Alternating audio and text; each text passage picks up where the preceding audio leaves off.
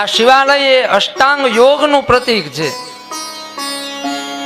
સૌથી પહેલા શિવ મંદિરે જઈએ એટલે પગથિયા આવે.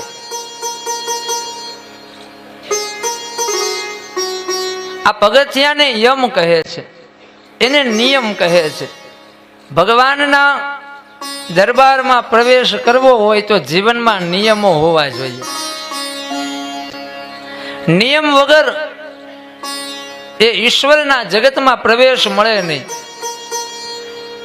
પછી બે દ્વારપાળ ઉભા હોય એને જય અને વિજય કહે છે. એ ધર્મના દ્વારપાળ છે.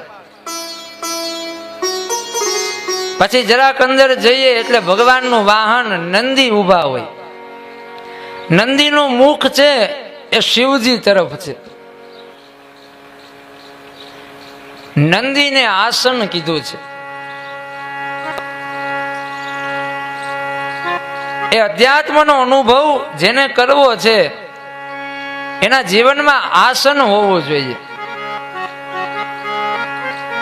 નંદી મહારાજને પોઠિયાને ક્યારેક ધ્યાનથી જુઓ તો ખ્યાલ આવે કે પોઠિયો છે એક આસન ઉપર બેસી અને એક ટસે શિવજીને જોવે છે.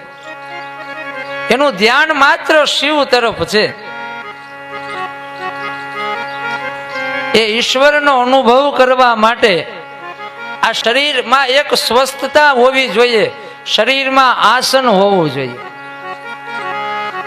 આપણે મંદિરમાં જઈને આમ માળા કરવાની શરૂઆત કરીએ, 5-25 માળા, 5-25 નામ આપણે લેવાનો નિયમ રાખીએ, પણ 2-5 માળા હજી તો પૂરી થાય ન થાય ત્યાં પગમાં ખાલી ચડી જાય તો એને આસન ન કહેવાય. આસનથી યોગ સિદ્ધિ થાય છે. અને માટે શિવ મંદિરની અંદર જે ભગવાનનું વાહન છે નંદી, એ આસન સિદ્ધિનું પ્રતીક છે. બીજો બોધ એવો છે કે નંદીનું ધ્યાન માત્ર શિવજી ઉપર છે. બીજા બધા દેવતાઓ જગતને જોવે છે, જગતને આશીર્વાદ આપે છે. નંદી છે એ તો પોતાના હાથ પગને આમ સંકેલી અને આંખોથી શિવજીને માત્ર જોયા રાખે. ધ્યાન માત્ર શિવજી તરફ છે.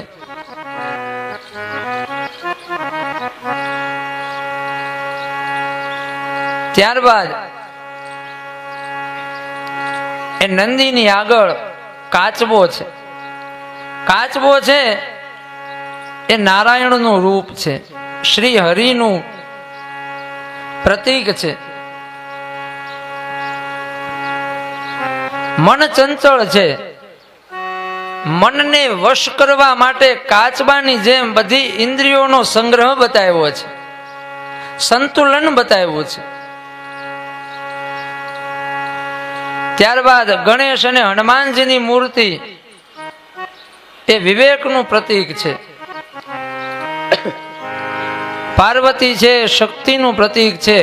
ગંગાજી છે એ જ્ઞાનનું પ્રતીક છે.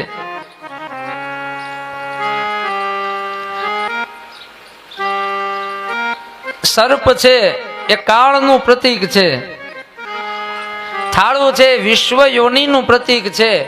અને જે શિવલિંગ છે એ પરમ પિતા પરમ તત્વ ઈશ્વરનું પ્રતીક છે. એ નિરંજન, નિર્ગુણ, નિરાકાર, નિર્વિકલ્પ તત્વનું પ્રતીક છે.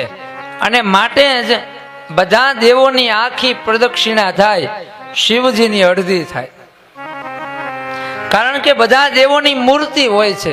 મૂર્તિની તમે પરિક્રમા કરી શકો, મૂર્તિનું એક રૂપ હોય. પણ ભગવાનનું તત્વ એવું છે કે શિવજીનું કોઈ નિશ્ચિંત રૂપ નથી.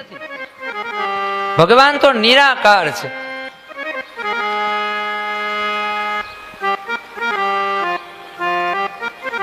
ભગવાન નિર્ગુણ છે.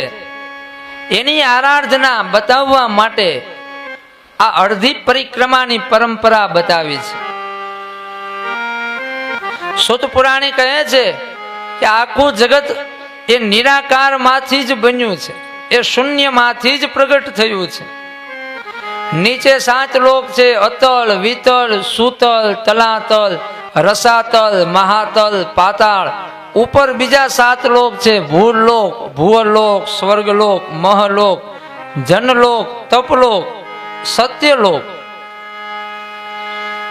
આમ આ 14 લોક છે એ ભગવાનના 14 અંગ છે.